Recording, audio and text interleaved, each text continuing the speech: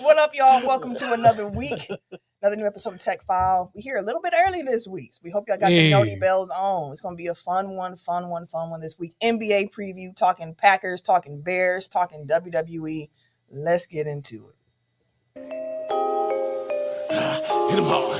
Let's go. Red T-E-C-K. Running back like where's my replay? Got it all in the mix, no DJs. Said it's hard in the game like you damn miscellaneous. Spitting real talk for the entertainment. Other podcasts that the game up when they get stuck back down like a WrestleMania. Tell them that they better get their nose ready at a home city. And I'll get it boss, keeping on the low setting. And you know what you say, so we never gotta get tight than everybody else. Cause you get ready. Ain't nobody else doing this like I. Better keep them cameras and microphones hot, cause this one's a vibe. Gotta run this switch with my tribe.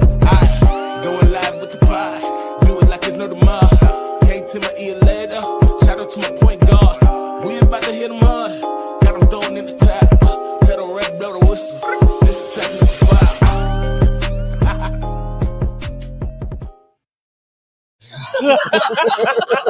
Welcome to episode 411 of Technical File, the sports podcast you never knew you needed. And it's your boy, TIMKINZ, the number 3, a.k.a. Ass Ketchum, a.k.a. Mr. Give It To Me. How goes it? How y'all doing? Hey. I just imagine like there's somebody that just started watching this and be like, Ass Ketchum. What he catching? It's always did he say ass catching? What ass is he catching? Hey, man. What kind of podcast Hey, is I can't catch the ass. What you mean? You told me this was sports. Right. I am the Eric J. Only known as. The Eric J. And I'm Camille, point guard of the crew, the Rough Chief of Lockhart. Got the shirt on today. Holding it down for all the women who love sports. And it's your boy K Harris, the gentleman, The gentleman. the everyday gentleman, 24/7. but better known as Mr. Ooh Yeah. Oh yeah, my mom loved that part. Like, he still do the Shout ooh out yeah. He do the ooh yeah. I love it. Shout ooh out yeah. to moms. I'm gonna get an Ooh Yeah drop. When I say some fire shit, it's just go in, but like, Ooh Yeah. Oh no. Hey, low key, that's a cold drop. I'm not gonna hold you. Remember the church? Oh, the organs? Oh, the organs. When Man. people went to church on the show back in the day, I tell you, it was some sermon. Deacon ass. We're never seeing heaven. Oh, man. Speak for yourself. Right, I'm about to say him. Hey, God know my heart, man. He made me like this.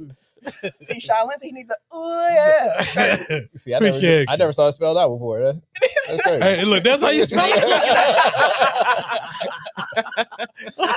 Well, what's up, y'all? Again, welcome to this week's episode. Some housekeeping before we get into the swing of things. Make sure you follow us on our social media platforms at Technical File, TECKNICALFOUL on Twitter, Instagram, TikTok, and Blue Sky Technical File Podcast on Facebook and YouTube.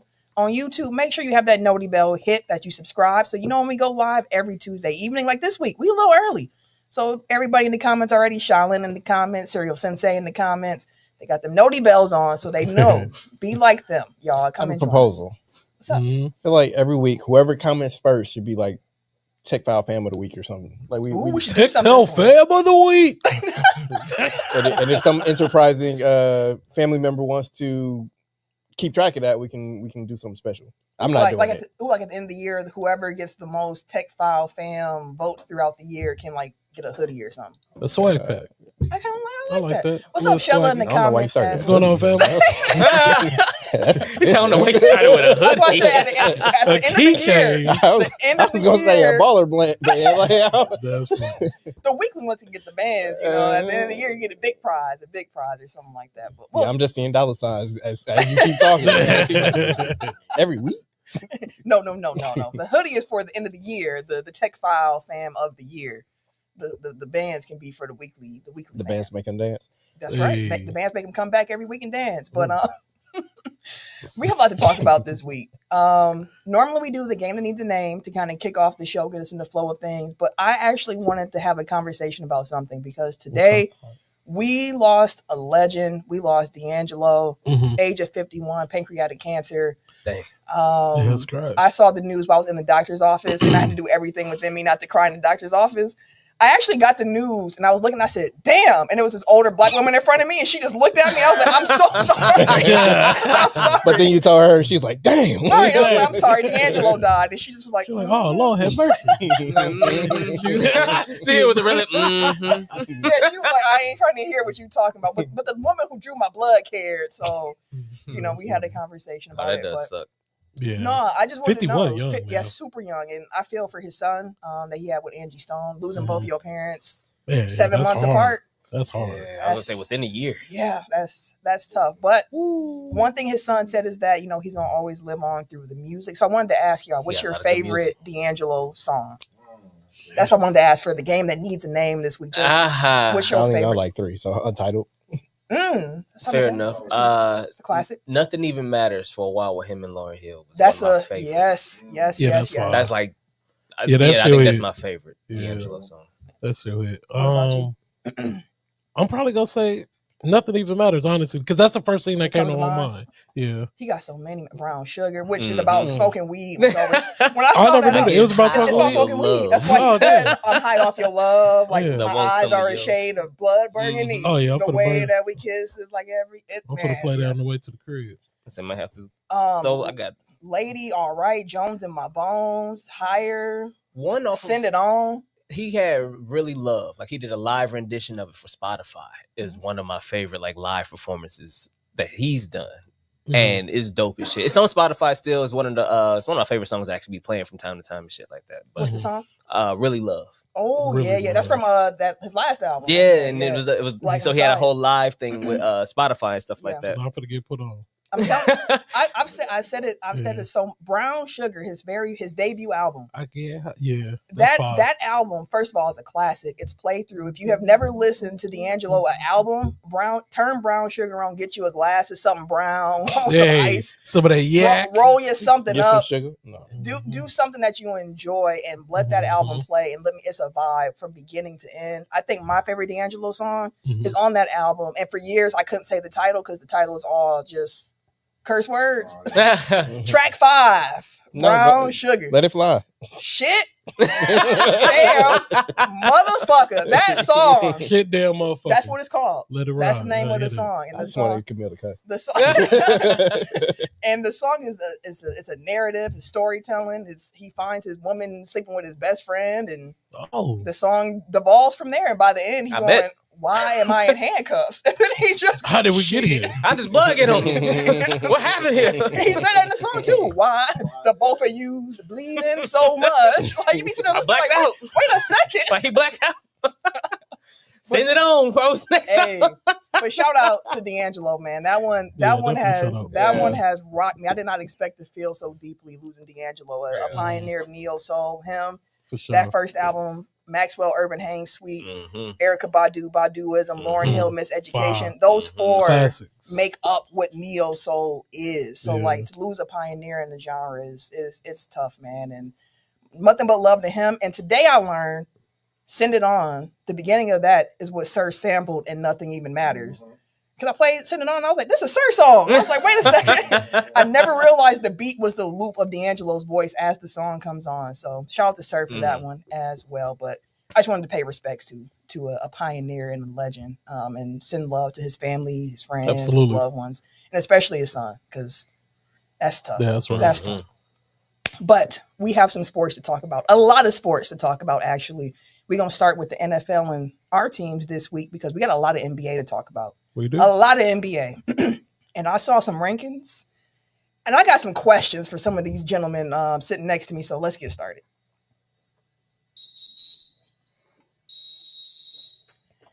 NFL, let's start here. We're going to start. Both our teams won. Packers won. Bears won for this man over here. Indubitably. Lions lost. Hey. For us on this couch Yay. in this room. A great weekend. Would have been better if the Bears lost too, but relax.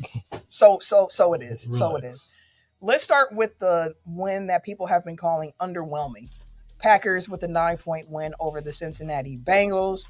How do y'all feel about that game? What are your takeaways? Do you feel differently about the Packers because they weren't able to put belt to ass to the Bengals as expected. They came in the game as 14.5-point favorites.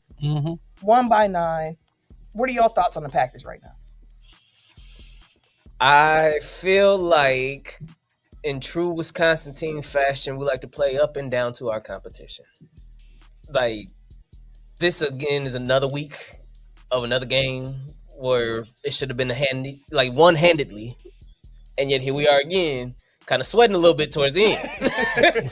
Every fucking week, it's with you cats, though. I don't get it. And so in this one, a win is a win. Like, we needed it. We're first in the division. It's gonna count. But damn, like the running to the sideline, diving Superman throw to a pick. That was too much hero ball. He was Come throwing on, too much on that. Throw the ball out of bounds, bro. Like he still ain't learned that trait yet. I'm gonna need him to get it. He's been better with it so far this season. That's only his second interception of the year after he had 11 the last 2 years apiece. But they all look like that. I mean, the two he's had have been, well, that one's in the first quarter, so at least it wasn't right like in the game situation. Or mid-game. But his first interception this season was the one against Cleveland. Where, just straight to him. Yeah, the slants, and even Matt LaFleur were like, that's actually on me. I shouldn't have called that particular play in that moment. Woo, woo, woo. But I think Jordan Love has been playing actually really good football. He's been playing fantastic. This year. He's been playing really good football this year. And the run game finally got going against the Bengals, which was nice to see. Good to see Josh Jacobs cook. He was going crazy. Good to see Matthew Golden get some touches, be the leading receiver, even though he only had 3 receptions in the game. I think a part of our issue on offense is that we're still healing. Thank you. We're missing Tim. Reed, who is a big part of our offense. We're missing Watson, who's a big part of our offense. And then we're relying on the first-round rookie to be a big part of our offense. See, you right went a away. whole different way. I went offensive line. I went offensive line. Right, but I'm just saying, like, we're still missing weapons, too. And our offensive line, yes, it is still coming back in pieces as well. Like, we had players get added to the injury report coming out of the bye week. Yeah. Like, that's crazy. Like, to Camille's point, I think that the line's more concerned because, like, I'm not, even with the injuries to the wide receivers, like, there's still more than enough talent out there where, like, you have Golden, but you still have Dobbs, you still have Wicks, you still have Tucker Kraft. Like, you have weapons in the passing game. Like, yes, adding back Watson and Reed gives you different dynamics, but, like, there's only so much throwing you can do, especially when you have a Josh Jacobs. But it's like the offensive line is the foundation of everything that you do. So it's like, if they're not healthy, that's going to throw off timing. So you can't even get the ball out to the weapons to do what they need to do because, like, everything up front is kind of like, you ain't got time. Not necessarily a mess, but it's you can't rely on it to give you the protection that you need down in and down out. Jordan Love has been one of the best deep ball throwers in the league this year. But, of course, to do that, you got to make sure you have the time. And that's why, like, week 1 against the Lions, it was like, dang, this looked good because he had so much time. And they're getting healthier. Although I heard Zach Tom after the game say they were asking about it, and he said, I don't remember the second half. I was in so much pain. And I was like, that's crazy. What? Exactly. That's crazy. But as they keep getting healthy on the offensive line, that's cool. Do y'all have concerns defensively about the Packers at this point? Because you saw them give up 40 to Dallas, and most of that came in the second half when it was really back and forth, back and forth, back and forth. You have this game against the Bengals here where first half, shutout. Second half, here we go. Like they started going. Like, do y'all have any concerns defensively? And let me actually start with Ken on that one because he's not a Packers man, not as close to it. Yeah. Do you think that Packer fans should have concerns defensively because of starting strong but kind of losing steam as the game goes on? And like the Bears have been a component of that for years. That's why so it's like I truly understand that, and it can get away from you quickly. Like, y'all gave up 11 points in the fourth quarter, like that, like against the Bengals. Like Flacco was out here like, did it to him once. That's what I'm saying. True professional, bro. That last week, he wouldn't have been the reason the Browns beat the Packers. No, he the wasn't. Packers did a great job against him with the Browns. I thought that Flacco had a good game against the Packers, and you could see the difference between him and Jake Browning because Browning get pressured.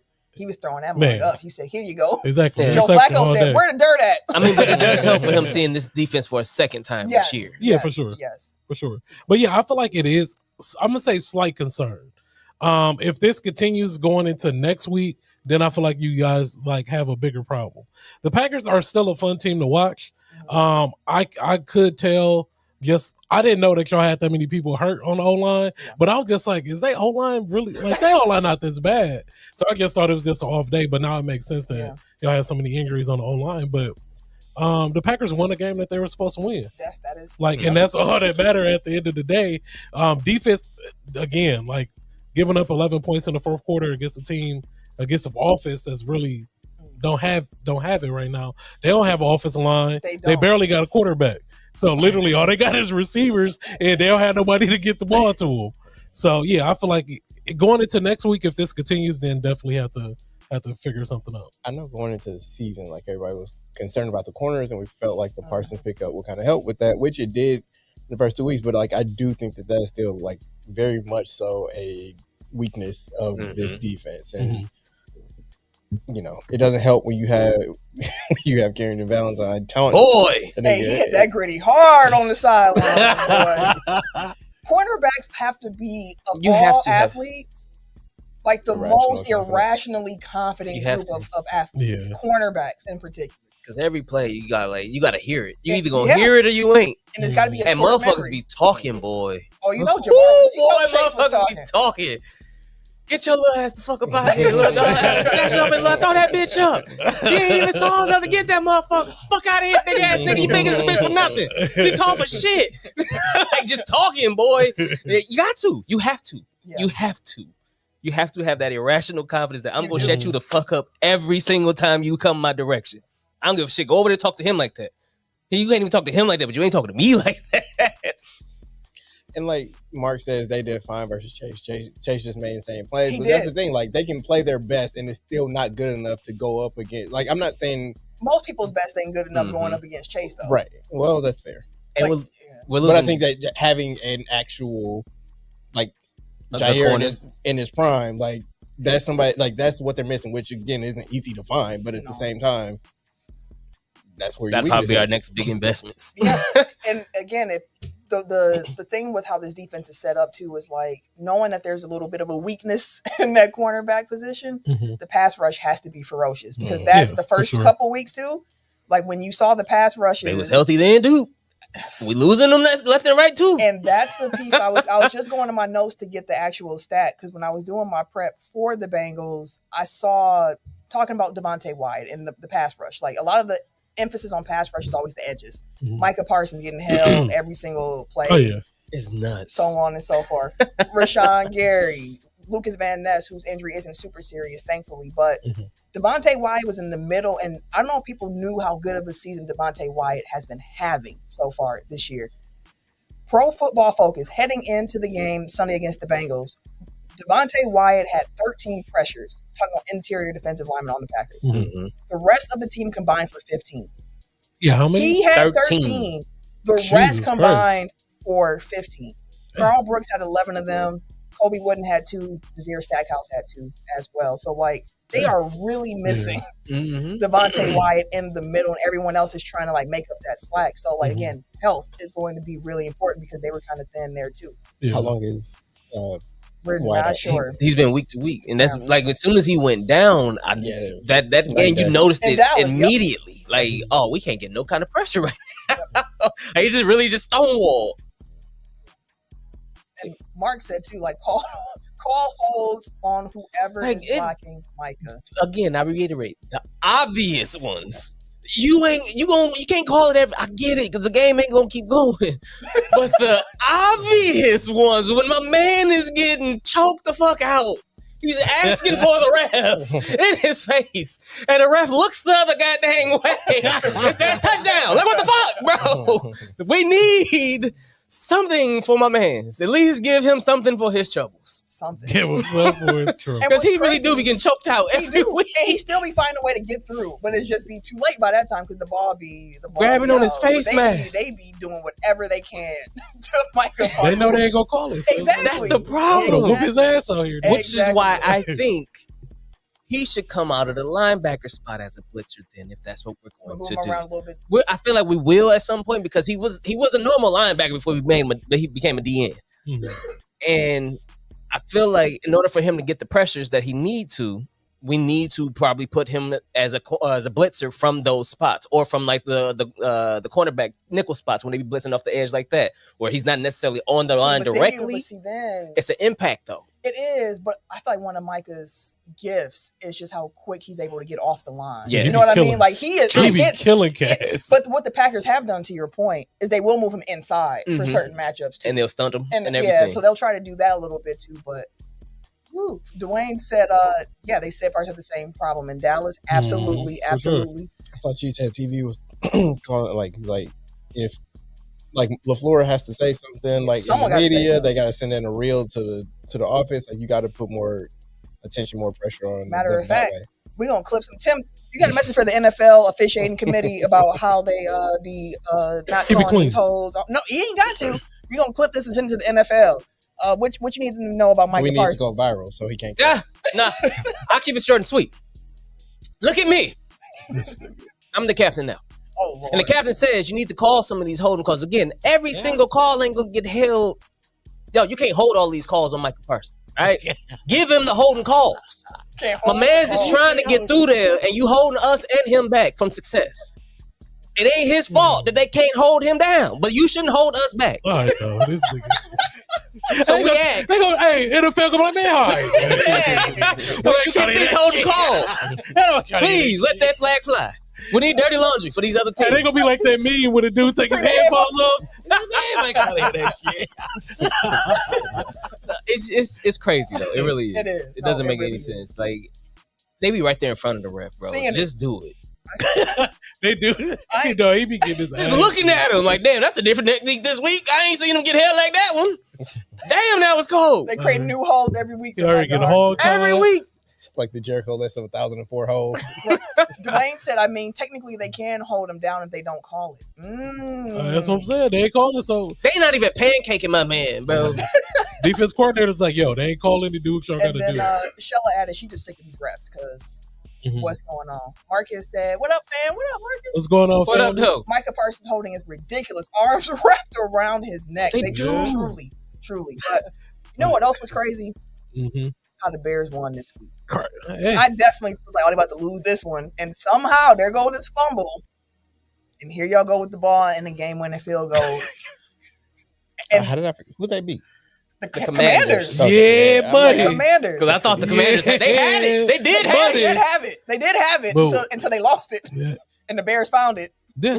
And then they had a field goal. So, Ken, how you feel about your 3-2 Bears of, again, the best division in football so far? No one with a losing record in the NFC North, but just like Tim, a win is a win.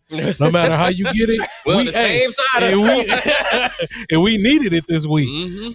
Slippery balls, man. That's what got us the dub. My man, he couldn't control the ball.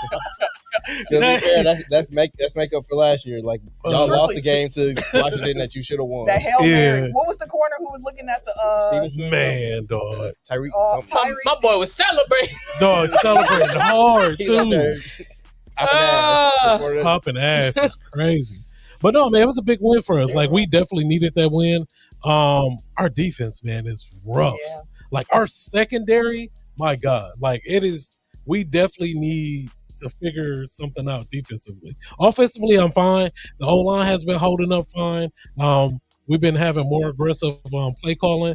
We got the run game going, and that was something I said last week. If we get this run game going, we'd be cool.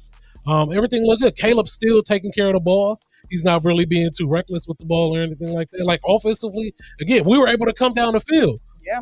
Like easily to get that field goal too. That was Swift. That one, Caleb. Don't even do that. I ain't saying it was his fault. I'm just saying we can't. Why you? I'm just saying, bro. You talking about Caleb, and that definitely was like 9 of those players was Swift. Exactly. Saying, this nigga love he can't stop but to hate. Nigga, he love to hate. He just stop it.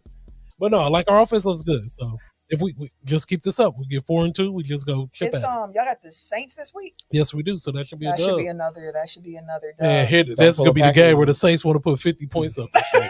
Don't come out here. Y'all might be in a fight with the Saints. Don't come out and lose the Saints. They are kind of frisky. Yeah, they are. They are. They do fight. Kind of frisky. Like, but they've been in some of the games when they get hit in the mouth, though, it's over. To a degree. Yeah, I didn't get to watch the full game because I was watching preseason. We started off very well. I had it on the other screen. 13-0 going into halftime, so we was playing good. And then the Commanders came on back, and I was like, Chicago about to lose it. Daniels, man, he is fucking good. Yeah, like that boy can play. Yeah, be careful of them damn Saints. They only got blown out once. That was by Seattle. Other than that, they've been within like 7 of all these games. Yeah, I know they feisty. 12 to the Bills. They feisty. Yeah. Speaking of the Bills, Shella said nothing beat the confusion on Josh Allen's face the whole game. He was so confused to why they were losing. Yeah. I couldn't believe the Falcons was doing them like that. Like their defense want to kick in when they want to. That was their whole thing of trying to be better defensively this year in Atlanta. Like, yeah, because they young. They're super young. And that was the thing. Like, they're unproven, so you didn't really know what you're going to get. And against Buffalo, they said, we here. Jossie went out there, thought it was sweet. Like, I'm going to throw on these fools. They said, no, you ain't. Surprise, motherfucker. But no, I think, hey. And they still ain't got young Hoku back. They cut him, didn't they? Yeah, I thought he got cut. He got cut. Yeah, they cut him. I don't remember. You just want to say young Hoku? No, I really was like, I remember he was hurt. Last time he was on, last time I seen him with him, he got hurt. So I know he was on the IR or something like that, but I didn't know they cut Ho, man. Ho got cut. Not Ho got cut. Come on now. Yeah, cut that But again, NFC North, man, some good football happening in that division. Indeed, it's competitive. You lose a week, and it's like, man, yeah, you dropped to the bottom of the division. Don't want to be down there, huh? Yeah, I'm kind of tired of being in the best division of football. I would love to be in the NFC, the AFC East. Like, just give me some everybody's thinking of them. All I'm saying is we got Packers Cardinals this week.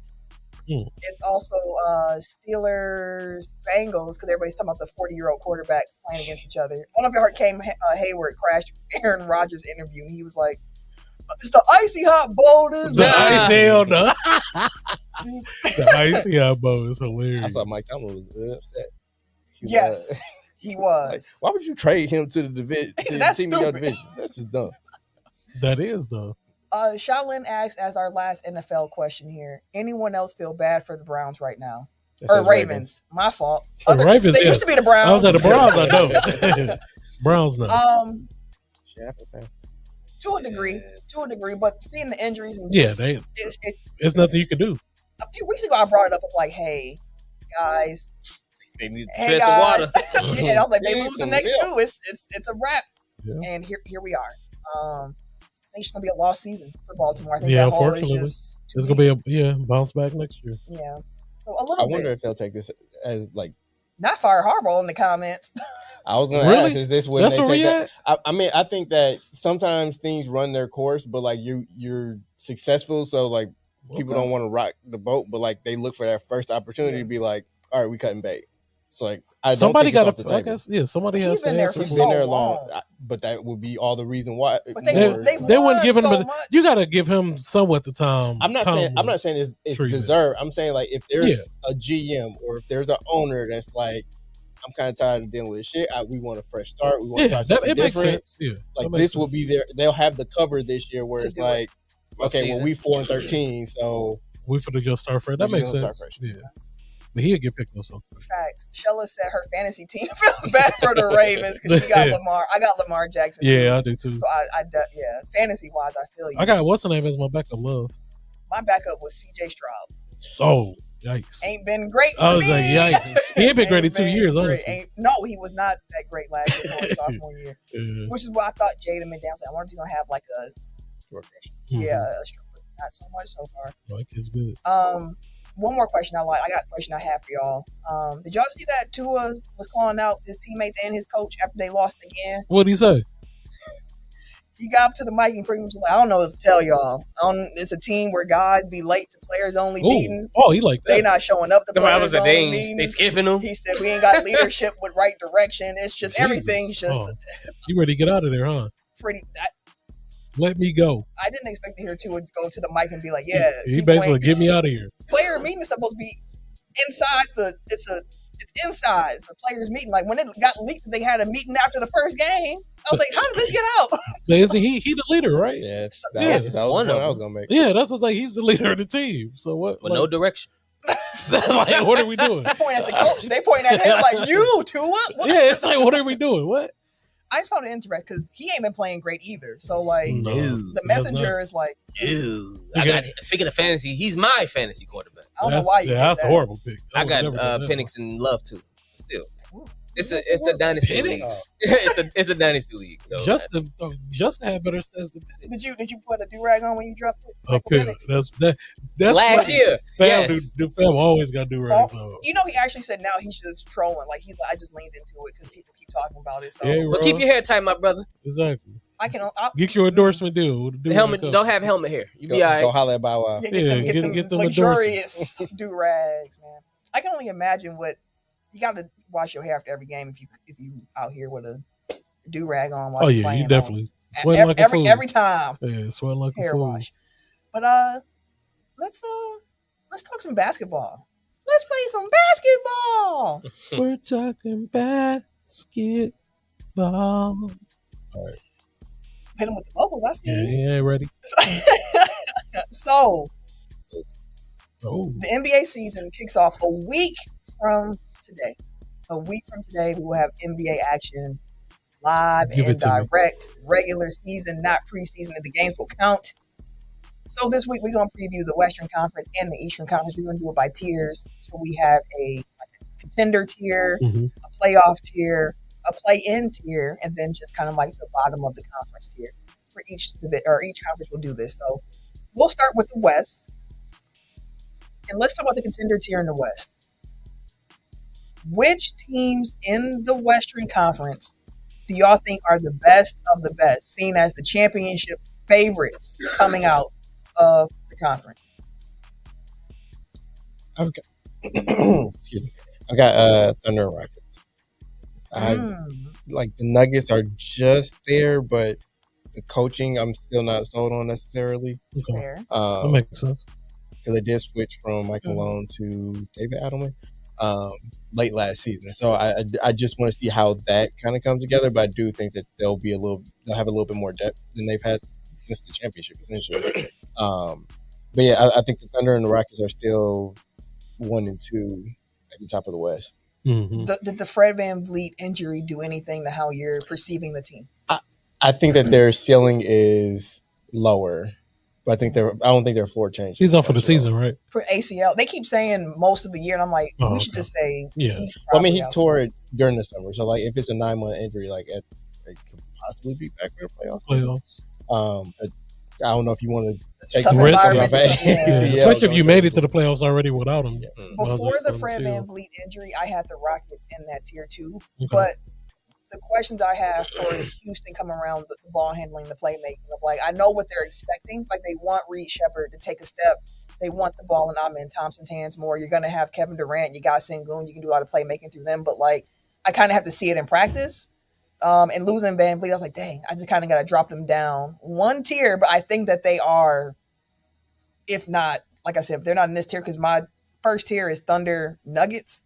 Rockets are right there, right after them. Like they're the class of the class for the next. You got them in your first tier? Mm-hmm. So you two, like Eric, don't mind the VanVleet injury too much.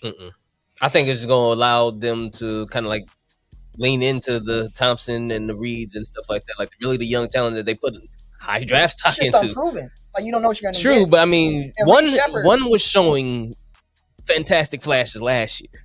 But not necessarily as a primary playmaker. No. But towards the end of the year, he started handling more. He started dishing more. He started showing up on assists of the week. So like, and then again, Sengun is will probably be more of the facilitator, anyways. So having them just kind of specialize and get better at what they were already good at and handling the ball more and really getting that shot off. I don't see it as more of a. I think they'll be all right. So your championship tier is what? Nuggets, Thunder, Rockets. And you were Thunder Rockets. Thunder Rockets.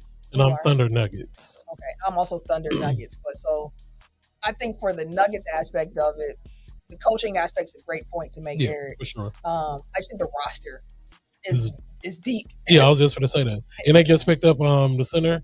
Valanciunas? Yeah. They finally got a backup center. Him and Jokic? Come on, fam. Like, give me a break. And Adelman talked about playing them together.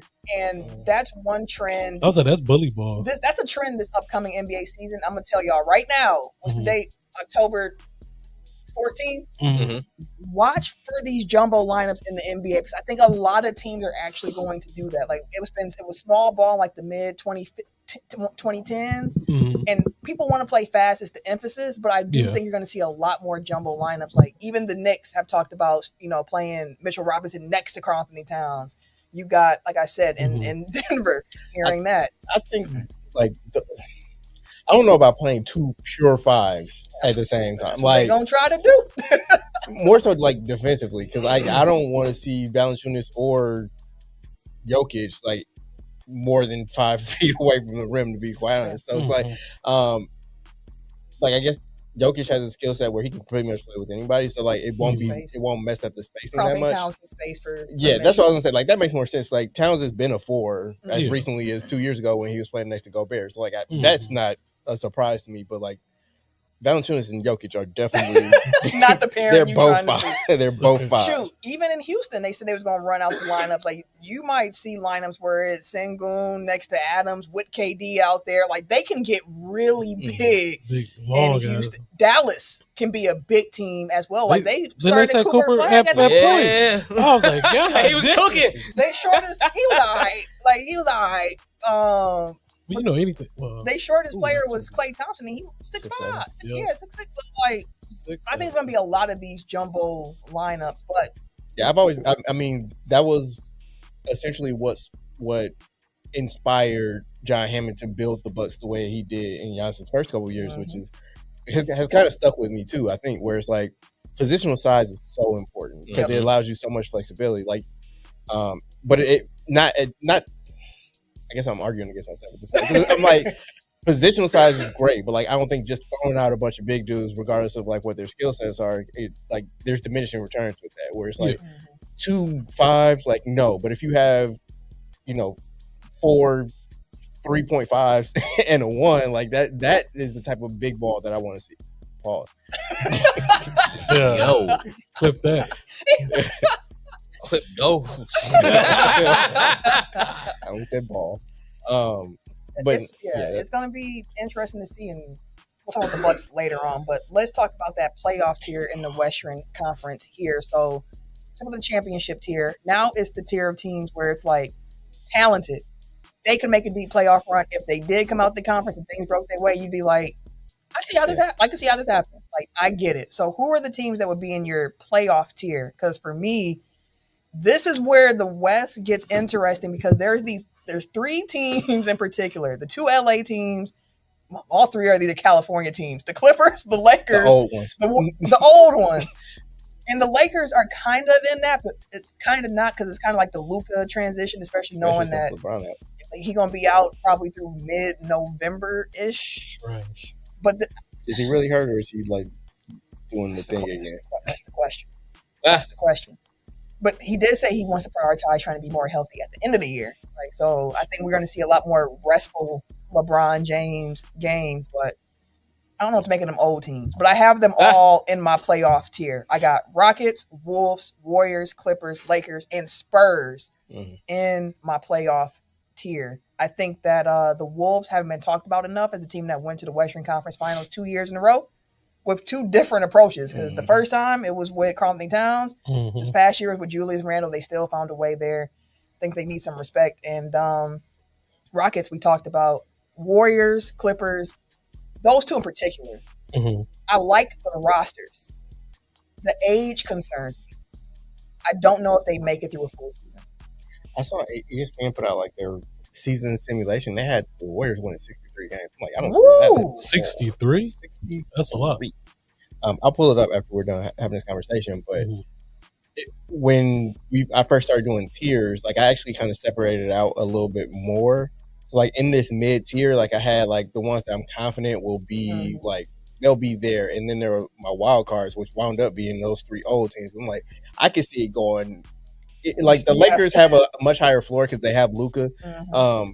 But again, like I think they only go as far as like what LeBron can give them, and like I don't know, like it's LeBron, so I'm going to give him the benefit of the doubt. But it's saying he's 40, so it's like I don't know exactly. I mean, he'll be 41.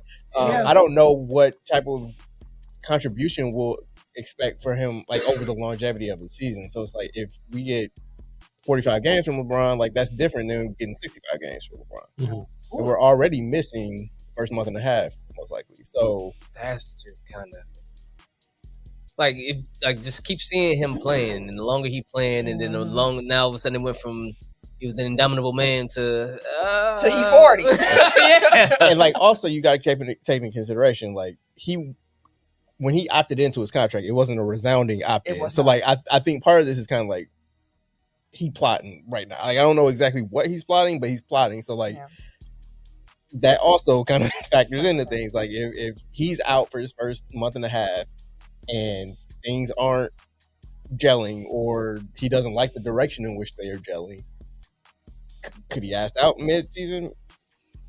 I don't know. And that changes again. Like LeBron got contingency plans. Always. His contingency plans have contingency plans at this point. So again, like it's just that unpredictability of that, and then the health of the old guys and with the Clippers and the Warriors. Mm-hmm. I don't know, but I'm. It's not enough for me to be like, oh, that's a play-in team, because I think talent-wise, same. There's too much. All talent. three of them can definitely be shit. They can be top 2 seeds in the West.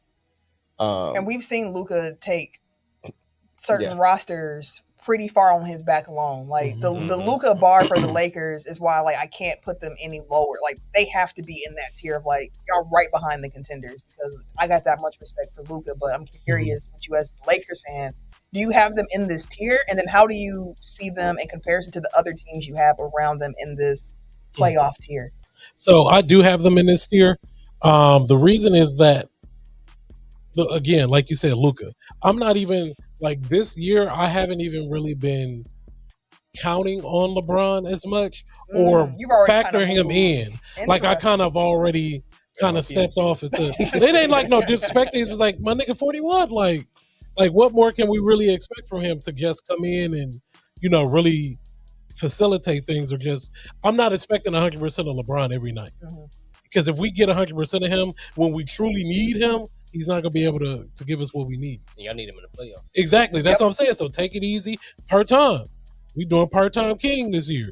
And as long as that's gonna get us to the playoffs, and then you can go hard and go from there. If he starts doing this like year in, year out, he can play till he's like 45 at least. He could. He part-time. I mean, I'm just saying, like, he just starts to ramp up like around Christmas. And then, he just go crazy. Yeah. So do you have the Lakers first in this next? What other teams do you have around them in this tier? I do have the Rockets in Minnesota ahead of the Lakers. Yes. Okay, and then who else do you have in the tier with the Lakers, Rockets, and Wolves? The Clippers.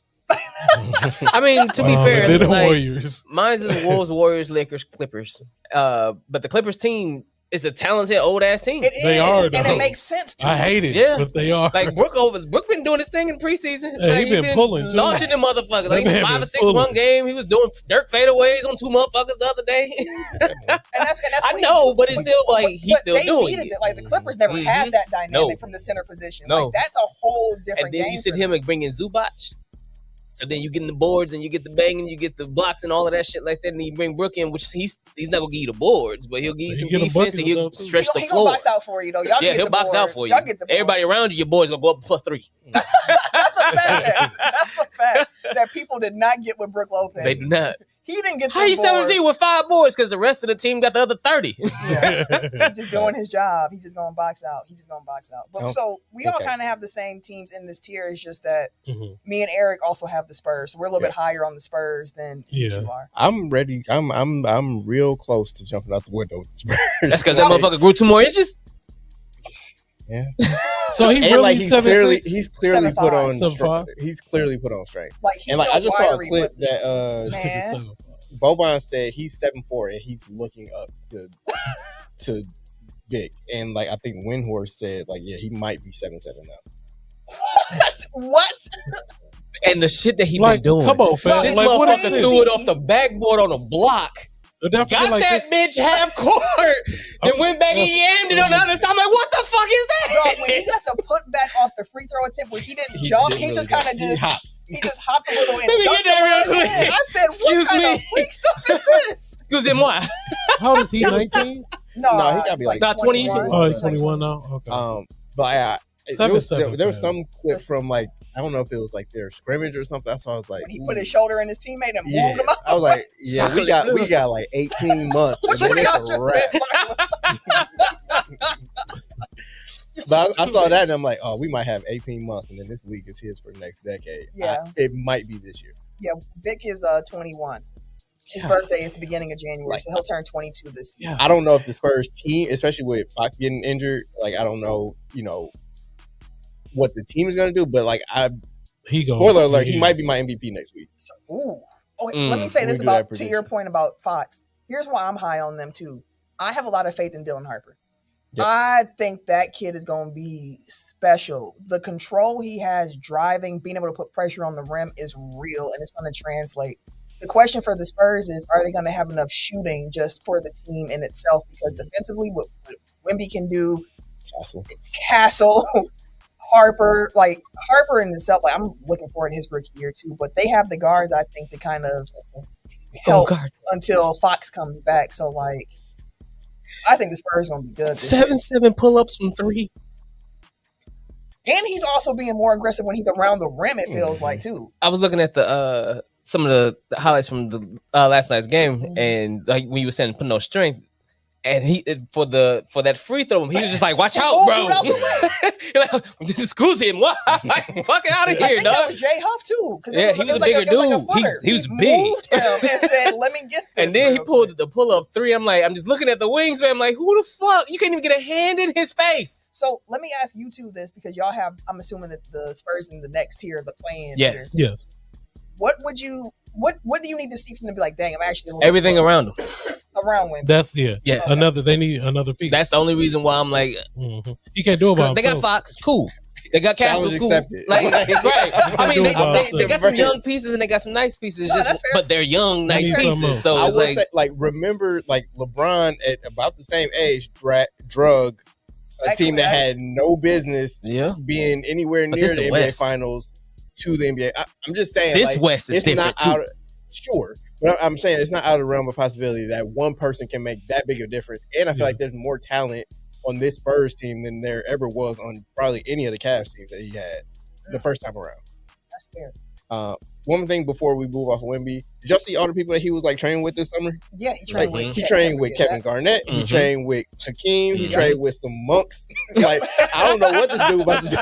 He about to go crazy. He reached a higher being, boy. He collected infinity stones. He was sitting on the mountains in Tibet. Shaved his hair and everything. He was all in when he was with the monks this summer, man. Crazy year. Sheldon said, how much longer before Savannah says, all right, bro, wrap this up? Next time you get hurt. That's how the wise be. Don't you go out there and get hurt. Like, dude, I'm good. I'm just saying, as long as people are willing to pay him $50 million a year, as long as that check there. I'm a hobble and limp too. And be all right. Man. Speaking of check, did y'all see Teague them talking about how they got booted off of Hennessy because of LeBron? I did not. So apparently they were supposed to have a Hennessy deal and supposed to have a tour. And they was like, oh, yeah, we got the budget and this, that, and the third, we figured it out. And then Brian announces his team. They said, team calls like, they go to budget. They got our budget right there. And I think they grabbed Tiana Taylor, too, or something like that. They're like, yeah, they ain't got no money for us, bro. Like, so we got to do our own tour on our own money. I was like, damn. They were like, but shout out to Brian. No. She's like, no, fuck that. I'm mad. That's my money. I was like, I feel you on that. Like, you can be happy and mad at the same time. Like, damn, that was my bag. But damn, congrats, bro. Serial Sensei, who I believe is a Spurs fan, if memory serves me right, he said that the way that Wemby blocked shots is dehumanizing. Then he added that he hasn't been this excited about this team in such a long time, and that when he saw the Monk training, he predicted or penciled in Wemby for MVP. Nothing gonna break his. So what do you do with the Monks? Like meditation and all that? You find your there inner were just peace. random pictures of him your inner calm. But he was there for like a week at least. Like he was with the Monks. Like. You reach a higher plane of consciousness. Make sure that you're good. Bro. Whatever you got to do, lock in. Inner self. Make sure you're good. Let's talk that play-in tier in the West. So these are the teams that's like, I don't see y'all being quite as good as those playoff teams, but, you're going to be in the playoff picture. You're going to be technically playoff picture, quote unquote. I don't know. I got 9 teams ahead of them, so like this basically for that 10th spot. Like, and I got a couple candidates for the 10th spot. I think that top 9 is pretty solidified. That feels right. So that next tier of teams, playing teams, I have the Mavericks, the Grizzlies, and the Trailblazers in that tier. What about y'all? Who y'all got? Y'all not put the Mavs on this? I had the Mavs in the last year. Yes, you had them in your playoff team. I've got Blazers, Grizzlies, Pelicans. Ooh, Pelicans. Okay. See, I got Grizzlies, Spurs, Mavs. Ditto. Okay, so like with the Pelicans, for me, I think that it's been so long that since we've seen it. Like Zion is one of them ones. Like when he's has his head on straight and when he's actually on the court, which is the bigger issue, Zion can be one of those dudes that just lifts the entire team up. I forgot how he played them there. No, I didn't. Which is crazy because that's how little he be on the court. But like he's in shape apparently, and like I do think some of the pieces that they've put around him now, and which I'm blanking, but like Jordan Poole, I think is troll. Sure, but also I think he's more talented than present day CJ McCollum. Oh yeah, yes. Sure. So it's like they're increasing the talent pool. They still got Herb Jones. They still got Trey Murphy, who took a leap last year. I don't know if people noticed the Trey Murphy leap, but he took one. Alvarado still there? Yes. You said who? Alvarado. Oh yes, Jose. Now their front office is a mess, and like they can trade anybody at any point for anything. Rajon Rondo, who's been retired for like 5 years, but like I do think that again, just Zion by himself, and like we're doing a lot of by himself, but I think that as an NBA team, you only go as far as your best player, and they have somebody that can be the best player on the court night in, night out.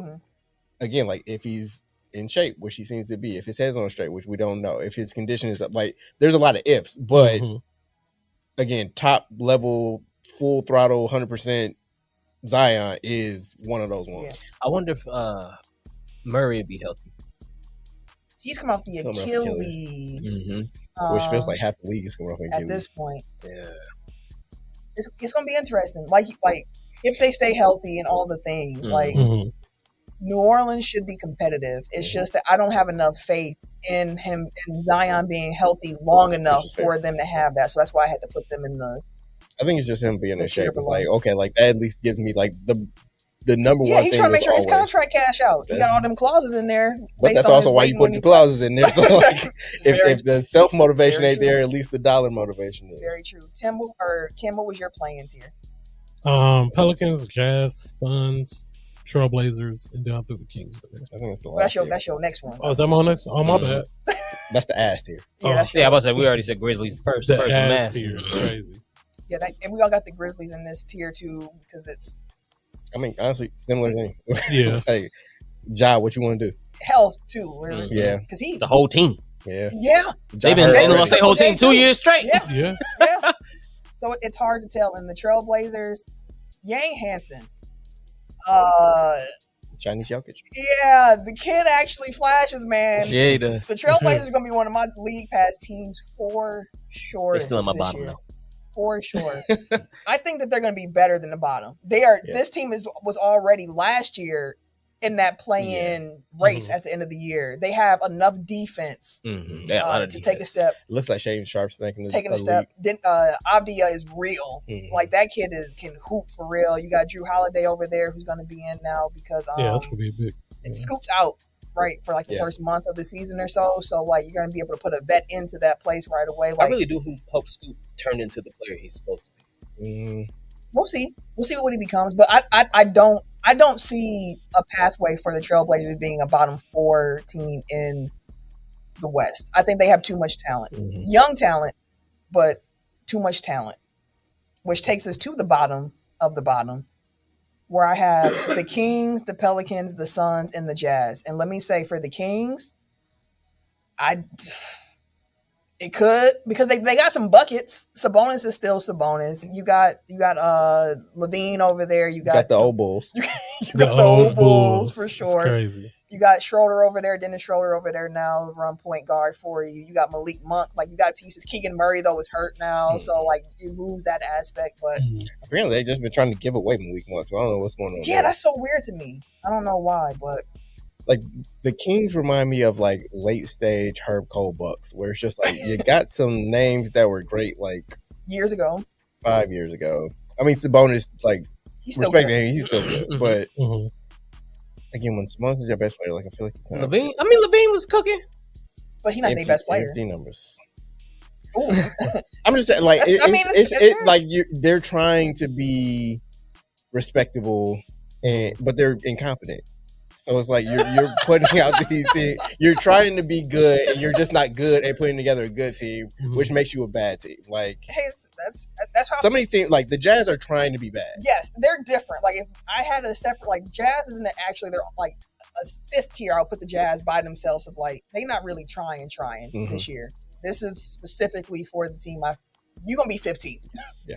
That's y'all goal. I understand it. So, but I will say this: I think Utah's going to be fun. Yeah. I think that Bryce Sensabaugh is sharpshooter. He's the guy that people who don't watch the Jazz would all want on their team. Every contending team wants Bryce Sensabaugh on their team. He's kind of like Trey Murphy was like 3 years ago. Yep. Okay. Yep. The Kings are trying their best, and it's not good enough. The Suns, we all have the Suns in this tier as well. It just feels like the first step in rebuilding for them. Yeah, for sure. So I just don't see them competing. And it's really that simple. I think Devin Booker is a little bit better at this point than he gets credit for. I think the playmaking for Book is better than he gets credit for. I think the team around him makes a little bit – they're young, so I can't say it makes more sense. But the expectations are different, and they can kind of try to see how they grow in this. I don't want to stay here too long, but I'm just trying to imagine their line. Like, I just remember them having like 16 shooting guards at one point. So it's like it's Book, you've got Jalen Green, you've got Dylan Brooks, Ryan Dunn. I got you.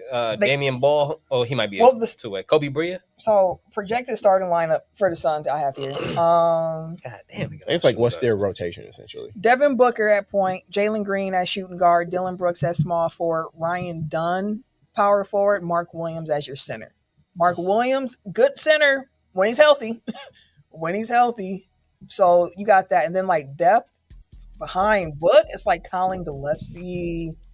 Other guards, you got Grayson Allen, you got Kobe Brea, you got Royce O'Neal. That's a solid rotation piece. You got also with Adara over there as a big too, Rasheer Fleming, who they just drafted. You got I forgot how to pronounce the rookie's name from Duke that they just got the center. So like they again unproven, but the rotation ain't one that you look at and you're like, yeah, I see it this year for him.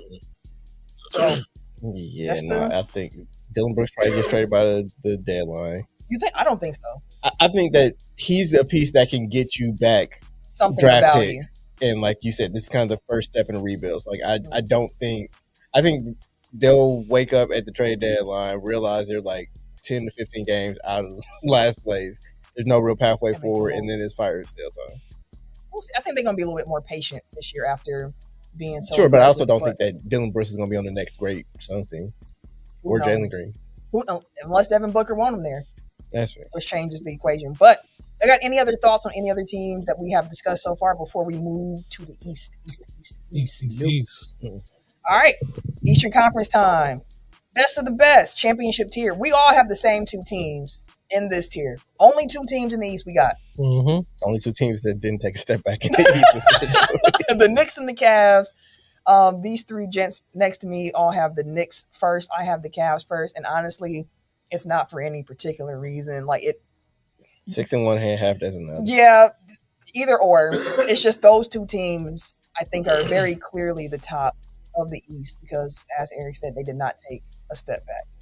I will say, again, like bringing back the coaching piece, I don't like there are pluses and minuses to replacing Tom Thibodeau with Mike Brown. Like Mike Brown's a good coach. Like I think we should start there at least. And I do think that there's a benefit to not running your best players into the ground, which will be an improvement. But I do think that Thibodeau has a way of getting the very best out of the team. Like he rings out every win. So like there may be a step back in that department, but I do think that on balance, like it's probably an upgrade for them in the coaching department. And the reason I put, when I was doing my thinking about it, I put Cavs before Knicks because of like they're gonna have a little bit of an adjustment period, getting used to the Mike Brown system. I know Josh Hart's been hurt; he hasn't even been able to really install a lot of what they have going on that Mike Brown's putting in, and even Mike Brown's been having them just play loose and free. Of like, I just need y'all to play off each other and get used to that. So the Cavs, I think, are going to be a strong regular season team again. When they get to the playoffs, that's a different conversation. But that ain't what we're talking about today. We're talking about just the regular season. So if they don't, make it to the conference finals? Like, is it disappointment? It's okay. And I'll say this about the Cavs before we move to the next tier. I love the Lonzo Ball pickup for them. And I think that's actually the kind of guard you need next to Spider. I don't think the Garland-Mitchell pairing. Too much shooting. Not enough size either. That's the big one for me. It's just not enough size. Because he already. They're both small. Yeah. And then defensively, you can make it up because you got the two giants behind you. But I think if Jarrett Allen gets played off the floor, like we've seen happen before, Evan Mobley isn't strong enough, which we've seen before. I don't think Mitchell get enough credit or respect for how good he is. I agree. With he's you on really that. good. I agree with you on that. And I think him next to Lonzo is a backcourt where, again, if Lonzo can stay healthy, you got he can pass them. He can pass. He got the defense. He got the size. Like he can shoot good enough. Exactly. He's a perfect guard there next to him. So shout out to Zoe. I hope you have a great, shout out, man. Fantastic year. Absolutely. Next tier, that playoff tier. These three are a little bit higher on the Bucks than me and the for me. Okay, pure homer for you, but Tim and Ken, you both have the Bucks lead off this tier in particular. I think we all have the same 4 teams. We all have Magic, Pistons, Bucks, Hawks in some order. Yeah. Tim and Eric added in the Celtics. Okay. Me and Ken do not have the Celtics in this particular tier. I don't have any. They're not going to be good this year. I think that they're going to be competitive because Missoula's system is still going to get them a lot of threes, a lot of opportunity to be in games. But Boston's front court is so bad on paper. I could not put them in this tier. I think it is Missoula. I think it's just he's like Tibbs. He's just crazy. So he's going to like every little bit that he can get out of this lineup. He's going to maximize. Real quick on him being crazy. Did you see that they had the media basketball game? And he's like, "Oh, by the way, y'all not going to play each other. Y'all going to play the coaching staff." So they nut job, boy. The media of the Celtics playing against the Celtics coaching staff. He out there hooping against the media. They blowing the media out. It was like 50-something to 4. I just saw like the last. Like the buzzer beater, like basically, like was it Missoula? I don't know who it was, but it was some coach came pulled from just outside of half court, rainbow, nailed it like as the buzzer goes off, and then somebody just pans up to the scoreboard. And it was 57-4. Damn, that's crazy. Smoked him, maniacal. So yeah, like, ball. Joe Missoula definitely got somebody hitting in his. He was out there clapping and shit. He was mad they had new chairs. Oh, y'all got new chairs, huh? But I do think they still have Jaylen Brown for better or for worse. Derek White. They still have Derek White. Simons is he gonna put them threes up in this system. Yeah, I tell you that. Pritchard is still there. Yep. Yeah, like you said, it's just the front court for me, where I'm like, Boston's front court is atrocious. It's atrocious on paper. So we'll see how it actually plays. But it's also the East. So it is, but there's also some size in the East too. It is, but like he said, like you still got to kind of throw in this the East. That's why they're there in my tier at least. But I don't think that Boston is better than Milwaukee, Orlando, Atlanta, or Detroit. Yeah. Nope, they got all of them in that tier though. And I don't. I think those teams, those 4 in particular, are separated from Boston because I think the question marks in Boston around the front court, around not having Tatum. Tatum's injury is part of why this is all open right now. Yeah. Like that's why we're not looking at the Celtics as this juggernaut. Although to be fair, like I think if they had Tatum and they still did all the moves that they like, maybe Al Horford comes back because he feels like they have a better shot. Yeah. But like, I think they still lose Drew. They still lose Porzingis, which are big pieces, big rotation. Yeah, for sure.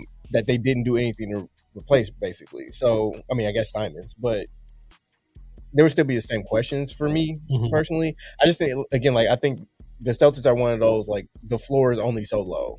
Yes. Even with the injuries, even with the moves that they've made, like it's only so low. Yeah, like I could easily see them being like with the Sixers and the Heat, where it's like, and I got these them are with teams. I get it, but like I think there's a little bit of separation there between the Celtics and those teams. Yeah, like it's negligible, but I think they're both on like that line. I just have the Celtics above and those other two. Yeah, like I'm looking at Tim got the Pistons and Magic below the Celtics, and I don't. I didn't put them in order. Like as far as okay, I got you. Yeah, because them teams in particular, and when I was thinking of like Shaolin in the comments that Milwaukee's in this tier, and I definitely agree with you in there. And I think that order between these 4 teams of Milwaukee, Orlando, Detroit, and Atlanta, any order, and I would be like, I can see it makes sense to me. Pistons are prime for regression, though. I will say that to a degree, I think linear progression up. So like I think that the Pistons, like last year, I feel like aside from the Ivy injury, like mostly everything went right. Veterans helped them out a lot, and they are losing. They lost Beasley, who that's a big loss. They lost Hardaway, right? Yep. Those are 2 big ones. They have Duncan Robinson. I feel like they brought him. Duncan could be replaced with Beasley. They're going to try, because if you combine LeVert and Duncan Robinson's threes from last year, they still don't combine together as much as Beasley gave you by himself. Beasley shot 319 threes by himself. And if I remember correctly, Duncan Robinson and Karis LeVert together was like 306, somewhere in that range, combined together. Shaolin said, I think Orlando is the best team out of that bunch, and I wouldn't argue. Potentially. Again, it's the defense for me. If they got the shooting, which is why Desmond Bain coming there makes so much sense. And I love Jace Richardson, the rook for them. And they got Tyus Jones too, right? Yes, they did. I think that Orlando is the best of this particular bunch as well. Pistons defense, I think it's going to be tough. That Pistons defense could be nuts. Ron Holland's growing. Like Asar, Beef Stew, Duran. Like, they just got some guys that they can stifle you. And I think Cade is really that dude. I'm saying Cade, too. Cade's really that, like, I mean, just period. Like, he's that dude. Like, he has such control over the game at this particular age. The drives, the passing, the shooting. Like, it just all feels comfortable for him. And he's 6'6", like 220, uses his size. Does he re-up in Detroit? I think he loves that. Like, if they keep putting stuff around him, I think he's gonna get Supermax. So like nobody really turns that down. I think he do. So the Bucks question of it all. What are your expectations for the Milwaukee Bucks this upcoming season? Because I think that the Bucks are going to be better than national pundits have been saying. And I think it's a Bucks team that if injuries hit other places, if they hit their right marks, they could make some noise in the East this year. Where's the media saying the Bucks will be this year? They don't know. 45-ish wins. Yeah, 45. Okay. Which I don't think that's a bad spot for them. I mean, they haven't won 50 games in a few years now. High 40s, I think, is where they could. 47. Yes, I can definitely see them getting 47 wins again this year. The national talking point is always going to be, well, if Giannis is unhappy with blah, blah, blah. I think that more than any team they've had, this is a roster that is built to optimize Giannis the most. And that seems weird, but I think he wants to have a situation where everything kind of revolves around him. And this is a team that it does not go if Giannis is not out there. Like I was watching that Bulls game, and when Giannis was off the court, I'm like, I don't think he's better than the Bulls. Like, like the lineup that we had out there versus what they had out there, I'm like, this is pretty same. Yeah. So like, but I think that surrounding Giannis with shooters, giving him a big that shoots threes and defends the rim, can play up at the level on defense. Yeah, it has proven that that's the type of big that he wants next to him. So you got that there, but again, like you got shooting in abundance around him. Otherwise. Who they seem to be bringing off the bench, not in the starting lineup next to Giannis. Thank you, Doc. Yes. Man. Don't man that. It makes sense. You know it makes sense. Hey man, cool to start, man. But like defensively, like I think it's enough guys that will be pesky that allows them to fly around a lot more than Bud ever allowed. Which Giannis, I think, wants to have like that freedom to kind of range and roll and kind of clean things up. And just, like he likes the chaotic nature of like the defense that they seem to be implementing. Yeah, and it's a fast-paced offense too. You can see it. The emphasis on threes for this Bucks team. It's just the Bucks have stepped into modern basketball now. We're gonna also play fast. We want to get out in transition. We're cool with switching. We want to have the ball advance within 4 seconds. We're looking for threes. We're hunting for threes. Like, we're running. Like, they finally have moved into that. And it's not a diss to last year's Bucks team, because the guys on that team, championship stalwarts, love Brook Lopez. Y'all know how I feel about Chris Middleton. But the reality of it is, he didn't really play. But when he did play, he was also part of the problem. Over there in Charlotte. The lateral movement, like just the foot speed, the Bucks have upgraded so much in the athleticism department, and I don't think people youth department understand how big that's going to be for them this upcoming season. So I think the Bucks are going to be good. Period. That's why I keep saying they don't know us. Like, the media, they only talking about Giannis because they don't necessarily know this squad. They don't know most of the people on this team. I think they bringing up Gary Harris. Like, oh, well, Gary Harris going. I'm like, he probably might not get up there in minutes. Still don't know why he's on the team, but he might not be. Shit. If he didn't have a 2-year deal, I'd agree with you on that. Why the fuck did we sign him for 2 years? Because Horst is giving everybody player options this summer. That feels to me like an agent. Like, we need to figure out who else his agent represents, because that feels like an agent favorite to me personally. But no, like I think you're right. Like, because aside from TA, like, Giannis is the oldest Buck, right? TP, Bobby, and Miles. Gary Harris, because he's there, but he ain't really in the rotation. Guy. Your oldest guys Bobby and Miles Turner are about the same age. So, like, and they're both the same age as Giannis. They're all like 30. Yeah, that's what I mean. Like, they're with TP him. is your oldest rotation player right now. And Taurean Prince, boy, I tell you. But off the bench, I'm here for Taurean Prince being in Milwaukee. That role makes sense. He's not the him in like 15 minutes a game. Perfect. Cool. More than that, it becomes a problem. To your point about, like, them not knowing us, it's not. I don't think it's necessarily that they don't know us. Like, I think they're itching. Like, and this isn't like a media conspiracy. I think it's just like it generates clicks. Like, they want to talk about. Like, they're kind of willing the Bucks having a terrible season into existence so they can start like the Giannis sweepstakes the trade talk. Rumors. Yeah, but especially if New York is the preferred destination, like, they're gonna be eating that shit up all year. And Stephen A. Smith gonna be talking about shit all year. So, like, if the Bucks come out and they're like 7-14 after the first 21 games, like, it's going to be some pressure on the team. And I will say that as we move out of this tier, the pressure on the Bucks is high. Like, they're playing, quote unquote, without expectations, but there are big expectations. Like, when Giannis said, if in 6-7 months I change my mind, all right, that means end of the season. Like, he wants to see how this year goes. Giannis don't want no mid-season trade. It seems like he's going to play the year out and then reassess. So if the Bucks have another down year or it's another first-round exit, the conversation gonna get real loud. Put them back on the Lakers jersey. I mean, if we have another first round exit, then I mean, like, I think we've gone as far as we need to go anyway. So, like, I'm fine with that. So that'll be a conversation to have at a later date. I'll say, trade his ass wherever, give you the best package. Like, don't just try to do favors. Let's go talk about that playoff. The play-in tier in the East. In the East. We already talked about the Celtics. Me and Ken both have the Celtics in this particular tier. Ken, who else do you have in this tier of, like, the play-in picture? Like, they good, but, you know. Yeah, I have the Heat, the Raptors, Sixers, and then the Pacers. Yeah.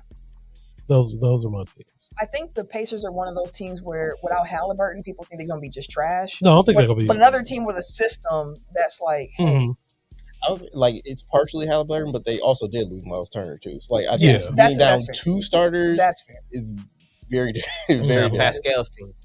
Yeah, and Ben Mathurin. he about to. I'm the captain now. Yeah, that's definitely what he said. I'm the captain now. That man almost had a perfect night last night in the preseason. He was 9-9 in the first half. That's crazy. His one missed shot at the end of the game was a layup. Wow. That he thought he got fouled on, and he was looking at the ref like, come on. But I'm with you for the most part, Ken, in this particular tier. I went Celtics, Sixers, Pacers, Raptors, Heat. Sixers, I don't know what you do with Philly at this point. It seems like Embiid is healthy, question mark. Yes, he's going to be. Well, Paul George is hurt now, but they got the young pieces. I know your favorite person to talk about. I like Edgecombe. Yeah, VJ. Yeah. So they got, again, pieces. So I got them in that play-in tier where it's like, I don't know what to make of them, because if Philly was healthy and they were like, we second in the East, I'd be like, oh, well, that's how I roll. But if they were 12th, I'd also be like, There we go. I got it. I see it. I see it. And then the Raptors. I think the Raptors just, I don't know how all the talent fits, but they have enough talent on the roster to not be bad. Mm-hmm. Yes. I agree with that. And that's where I'm at with the Raptors. I don't know what they're going to actually be. That's such a blah, just collection of dudes. Ingram, that's why they at the bottom for me. They're not worse than like the Nets and definitely the Wizards and the Hornets. Like they're better. They're better than them teams, but it's such a collection of misfits. Of what?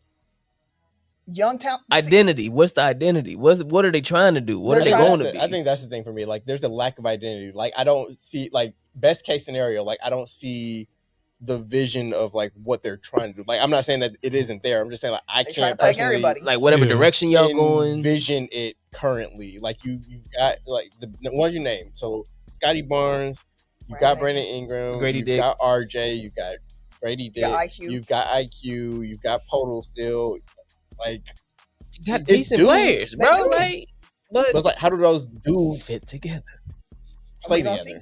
And they got Mamu too. I forgot Mamu went over there. Get his Billy.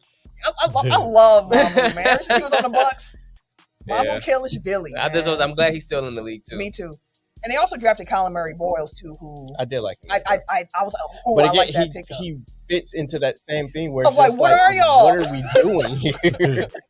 But again, I think there's too much talent for them to be with the Nets and the Wizards. I mean, but it's only, I don't think they're anywhere clear that it is only 10 spots. I don't think they're anywhere near that range. Yeah, they're definitely upper level of play-in for me personally. But again, like, I don't see like what pushes them into that next tier because it's like the pieces don't really fit. Yeah, that's fair. That's fair. Shell said the Raptors remind him of the Bucks pre-Giannis. What was it? The all-length team? No. So you're talking about like the Brandon Jennings, Monte Ellis. Bucks. We didn't have a bunch of wings on that, or it was misfit talent for sure. For sure, misfit. But that was the Bucks. I would say like early Giannis Bucks maybe, like where you had like Jabari, you had Giannis, you had Chris, you had Greg Monroe. Like it was just like it was a bunch of dudes where it was a bunch of names, but it wasn't like. As we saw, like it didn't ever really fit together. Like they had to move off of guys, and it really just wound up being Giannis and Chris from that group. I think that the team length was like when they had Henson and Larry and Larry, and Thon. And Thon Maker. I thought Thon Maker was gonna be somebody. I don't know. I don't because Kevin Garnett said. Kevin Garnett said I thought he was gonna be somebody. And he was supposed to. Like he had pieces. He had flashes. Playoff Thon. I could tell by the way Thon ran, like he was never gonna be. Like he just had a weird gait. Like it's certain ways that dude. But it's ways that certain dudes move where it's like you can tell like it's I do by his gait. He was like I don't know how he makes it work, but somehow it's working. I ain't never seen a dude that run upright. Like, it's cold. It's just like Terminator. This is Terminator. Yeah, but that was straight line speed. Like he ain't had a wiggle. Like you gotta have some wiggle. Okay, so just to be clear, let's all go through who we have in this particular play-in tier. I have the biggest swing, I think. Okay. And that's the Wizards. Like, I'll read off my list. But Heat, Sixers, Raptors, Wizards, and Pacers are my 5. And like the Wizards, like I may be a year early. Like I was really early on the Pistons, and then they had the year from hell, and then it was the year after that where they really took that lead. I'm with you on but like Wizards, I really love the Wizards young guys, and like the vets that they have are like the type of vets that you want in a locker room when it's like our young guys are going to lead us, but like we need to learn how to win. We need to learn how to be professionals. Like Chris Middleton and CJ McCollum, perfect guys to have in those roles. Yeah. And then you still have like Koulibaly, you still have Alex R, you have they got George, they got Bub, they got AJ. They got AJ. They drafted Trey Johnson. They got Will Riley. Like they got a lot of young. Will Riley had him a game. Yes, yesterday he had him a game. They have Dylan a lot Jones over there now too. The Thunder. So like a lot of young guys that have potential. Again, like I don't know if they'll necessarily put it together this year, but I do want to stake plant my flag early, where I'm like, the Wizards are building something. Like, I think they're still a guy away, but like I do think they have enough, especially in this East, to at least fight for. Like this might be like the Blazers last year, where like they'll kind of inch their way into. Hey, maybe they'll make the play in. So I'll say that you got the Wizards being better than the Hornets. Yes. Okay. Which maybe I'm still tainted by like the old Hornets. I think the Hornets put together a nice roster for this year. I don't got them in this tier. I believe in Charles Lee. Like I believe in Charles Lee. Like I think long term, like he's gonna be a great coach. And I think that the guys that they're bringing in, albeit a bunch of white dudes, but like I think the guys that they're bringing in, who they got talent. Yeah, Nuka coming over there. Yeah, but I guess I'm just saying like they still have to clear out some of like the old stuff that got them to where they are now. I feel you. Tim, what is your play-in tier? Sixers, Pacers, Heat. Okay, just them three. Okay, I think I said mine: Celtics, Sixers, Pacers, Raptors, Heat. Celtics, Heat, Raptors, Sixers, Pacers, and then the bottom of the bottom. The aforementioned ass tier. Yeah. The ass tier. Bulls, Hornets, Wizards, Nets for me. And I want to be very clear that the Nets, similar to the Jazz, are actually in a tier of their own. Yep. They are the very bottom of the bottom. Like, I think, was it their owner? Someone recently came out and was like, we want the draft picks. Yeah, we're strategically playing for the 2026 pick. And I was like, how the fuck you gonna come out and say some shit like that? I said, yep, bottom of the bottom. I mean, the roster itself also doesn't make a lot of sense, but land of misfit toys. Bottom of the bottom. But the other teams, Bulls, Hornets, Wizards. Bulls, I don't really know what to make of, but I think the Hornets and the Wizards are going to be fun at the very least. The Bulls need to pick a lane. I feel like we've been saying that for years. They're the play-in staple, the darlings. Hey, the Brewers scored. Churio homered. Hey, lead off 1-0. I don't know about all that. I got the alert. Usually lead off. They've been moving cats around. It's been Terang, it's been him, it's been Yelich, it's been Sal. Well, it's no outs, and it was a solo shot, so yeah. Okay. For sure. All right. Did you say your bottom of the bottom, Ken? It's not really in the order, but Nets, Bulls, Wizards, Hornets. So we all got the same. The only difference, Tim has the Raptors in this tier, but we already talked about Raptors, so I don't know if there's much more to say, but yeah, I think they're better than that particular tier. But I get your hesitation. We just don't know what the hell they finna do. The host of Locked On Raptors, Sean Woodley, keeps saying that the Raptors will finish better than the Bucks. He's standing on this hill. The only way that happens if Giannis leaves. Or gets hurt. Like that's the only way I see that. Oh yeah, that was the other thing I wanted to say. Like if this is all predicated on Giannis, so if Giannis, yes, very clear, very big chunk of the season, like they're fucked. Very clear. If he gets hurt and is going to miss a chunk of the season, do we trade him then? No, I don't think so. Because then in essence you lose the season. Because I mean, like I guess there's no point. Yeah, I was gonna say there's no point in tanking really. Yeah, because we keep our draft pick for this year. It's in the swap. It's with us in New Orleans. But if New Orleans bad and we bad, you know what I mean? Yeah. So you kind of want your pick. But all right, that'll do it for the NBA preview for the week. Yeah, it's between us and the swap is between us and New Orleans, but Atlanta gets the pick. the best of it. God, Joe Dumars. Such an idiot. I can't believe he made that trade. Whatever, though. Dairy Queen better be cold. He better be. As we wrap up, I just want to ask y'all real quick, because Crown Jewel was this weekend. Came on at 7 a.m. Monday Night Raw then came on at 7 a.m. on Monday. Like Monday morning. Right, because that sounds flagrant for some reason. Even more flagrant than Monday Night Raw. I mean, Folgers ain't the only thing that'll wake you up. Exactly. Best way to start your day. Ken and Eric won a perfect 5-0 in their predictions for the card. I went 4-1. Tim went 3-2. Best match on the card, in y'all opinion, was my man kissed him on the forehead. Yeah, he did. Said good night. I also went Cena Styles as the best match of the night. I don't know if that match is going to be as fun when I rewatch it in a few years. But in real time experience, them doing everybody else's finishers was fun. That was dope. Because you know what, like the meaning of the moment. The context matters a lot. For that match. Dope. So I enjoyed that one. What was your favorite? I'm gonna go say Cody Rollins. That was also a good match. Two of my favorite, but they really went at it. Like they was out here wrestling. Dude, the coast to coast headbutt. Yeah. But y'all know he injured, right? He got to have surgery, so they got to give the belt up. I don't believe it till I see it. I believe it this time. Because I saw, well. I mean, last time. You never know, yeah. Last time. I just seen him on something. Now he the boy that cried wolf. We don't know what to believe with Seth Rollins no more. Coming out of that pay-per-view, PLE. I'm never going to get used to saying PLE. I'm just old.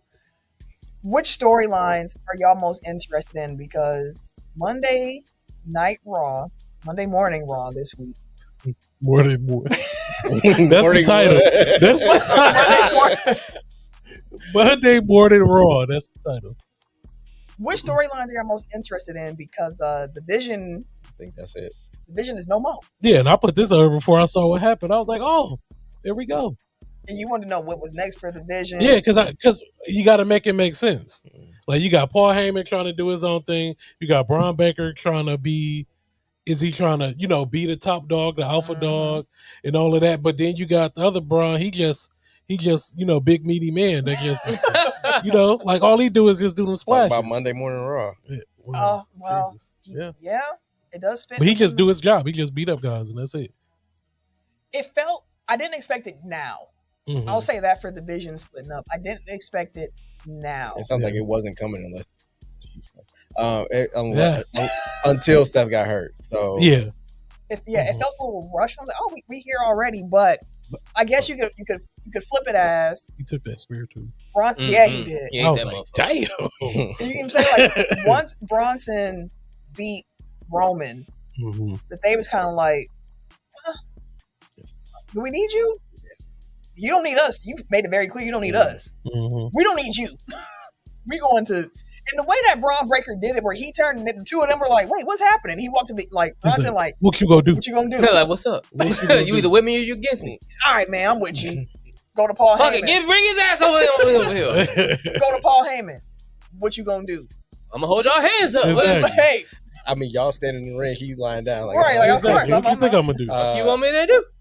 The one thing, so after the turn, I'm like, I think we all just assumed they were running back Evolution, where it's like, eventually Braun turns on him and has like his Batista moment. You know what I mean? Like, but I think that in retrospect, it's like, no, they should have never been going down that road. Like, yes, it's something that worked, but it worked in a period in that time because it hadn't been done before. Like, just running back something again makes it feel kind of like, so like I like that they're swerving into something different and it's taking us in a new direction.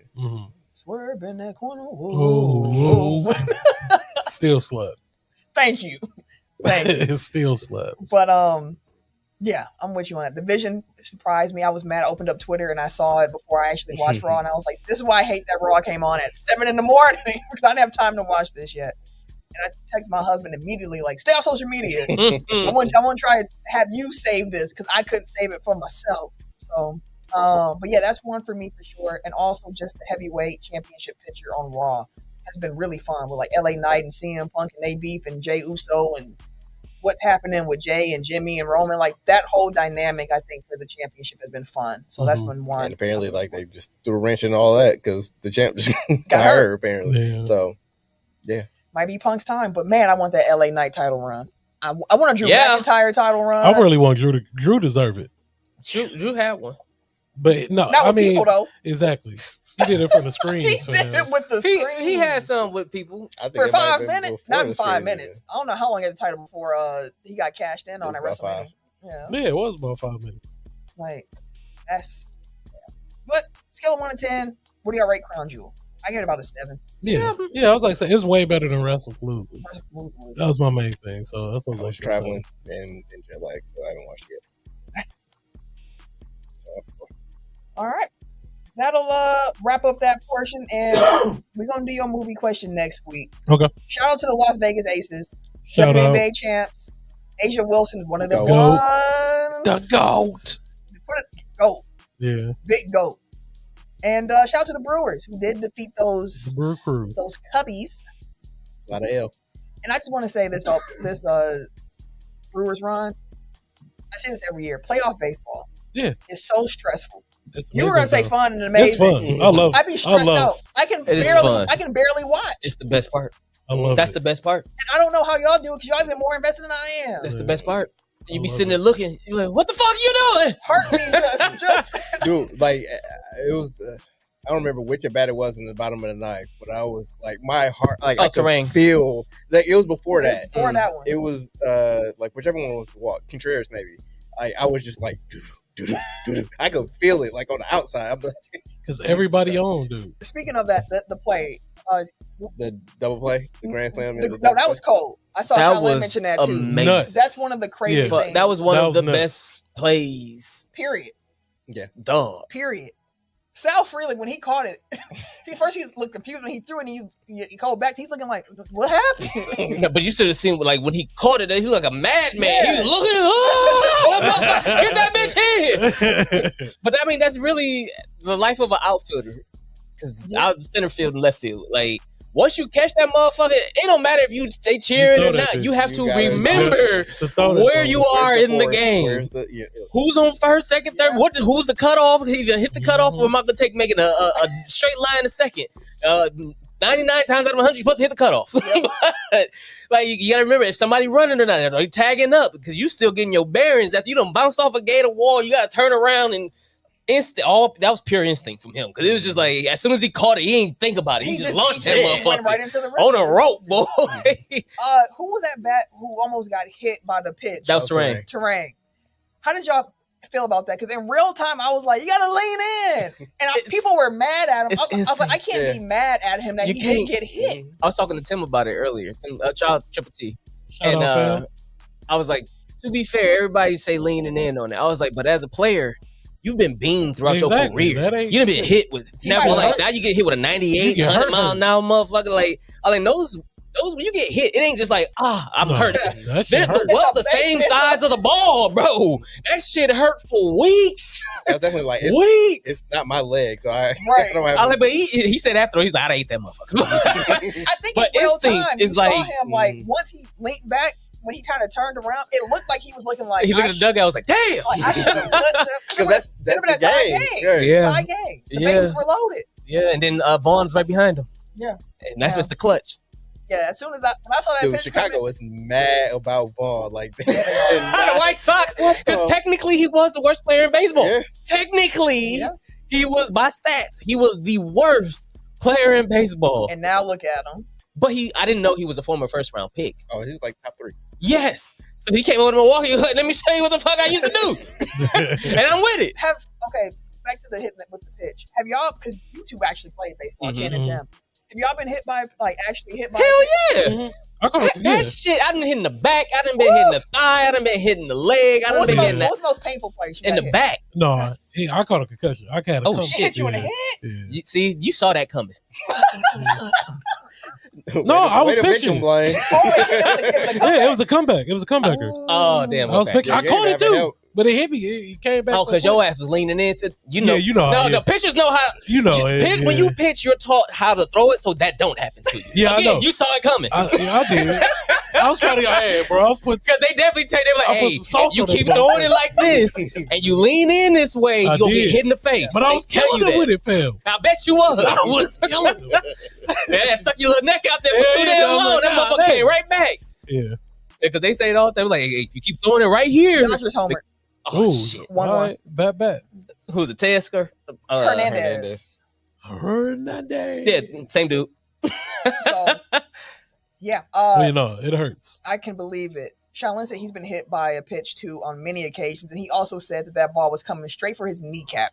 Ooh. Which I did see. I was like, I would have tried to if I would have actively been like, okay, I'm about to get hit. It's a split second, dude. And it's a millisecond. When we go to batting, when we went to batting cages, and everybody's been to a batting cage, I'd be at the slow one, and it's still quick reaction time. So, what I'm saying is, if I was a professional athlete trained in this situation, and I'm trying to take a pitch, trying to get hit, I would have tried to at least get it. Let me get it on the butt. Let me try to get hit thigh. But to Shaolin's point, it was beeline to the knee. And that was it curved right into that motherfucker. And instinct gonna kick in. Not my knee. I don't remember what preceded that, but I was looking for something outside. So I'm assuming he did too. So if it's coming towards you, like you don't even have time. Mm-hmm. And I would have done that if they'd have pitched it like just a fastball inside. I still would have been, ooh, watch out. Yeah. But yeah, I get it. It's instinct. You know, it's tough. It's tough. So we'll see how it goes. We, of course, are cheering for the Brew Crew. Oh, the Brew Crew. And you motherfucking Cub fans, get off y'all high horse and stop being bitches about that L flag. Fuck goodness. Y'all, bro. Y'all want to fly W flags after y'all win and I'll start bitching and moaning because we flying L flags after y'all took a motherfucking L. Win something then, bitch. Damn. I guess that's gonna be a clip this week. Damn. Right. He said what he said, didn't he? Hey, they've been whining about that. They've been crying, bro. Then you got Tyrese Halliburton wearing Cubs jerseys and then Dodgers jerseys. And then the first thing I told him, well, this is Wrigley North. That's not disrespectful. The fuck? Like, come on now. Y'all do so much shit. Y'all ain't never won a ring. Congrats on your first fucking playoff. Like shit like that. But y'all crying over L flag? That nigga pissed. He is. Because that shit that's weak. That's weak. But I will say this. Baseball is different because the teams even celebrate every single series win like it's a World Series. Each one of them get a different pennant. So, like, I don't get why fans are getting penalized or the Brewers are getting made fun of for celebrating like every other team. Like, who was it? The Yankees lose. Yankees. Like, that shit was funny. I was loving that shit. Big Papi was on there rolling. Alex started like, A-Rod and Jeter. Him and Jeter were looking like, all right. It was funny the first time, maybe. He did it like 10 times, man. Run it one more time. Yankees lose. One more time. Every time he was like, yeah. That was funny. But again, let them celebrate, man. Let them celebrate. Yeah. Watch out, bro. All right. That's the show for this week, y'all. My headphones coming off and everything. Shell said Hallie is so lame. I'll say this about Halliburton. That's a man who's also a wrestling fan. Who is very gifted in the art of troll. And that's all he is, just being a troll. And he's enjoying being a troll. And some people got it in him.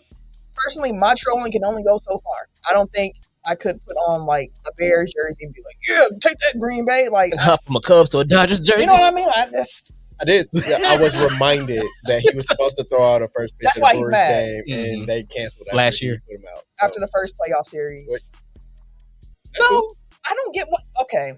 This nigga. But I've never seen him wear or support anything in that regard, really. He just anti-Milwaukee, and then you got the rivalry with the Bucks, too. Like, it's all just right there for him. Because I think, even with the Packers shit, I think he was wearing another team jersey recently when I was like, dog, just all no, fuck Wisconsin. Pretty much.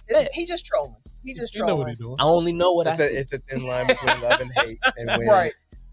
And some people just enjoy being trolls. Like, some people really do, like relish in it. Yeah, and they just find it funny. Well, also, he knows he's getting a reaction out of people. So like, I just was like, you a troll, and kind of laughed and left it at that because I know my trolling has limits. He clearly don't. He gonna take it far.